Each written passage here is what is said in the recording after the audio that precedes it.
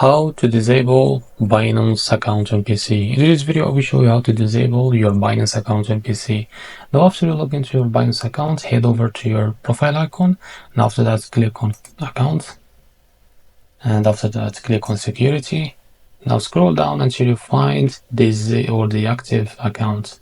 So for that click on disable, and now after they show you this instructions, so I will translate to English. So as you can see, deactivating your account will result in the following consequences. Just read all of this and make sure you want to disable your account.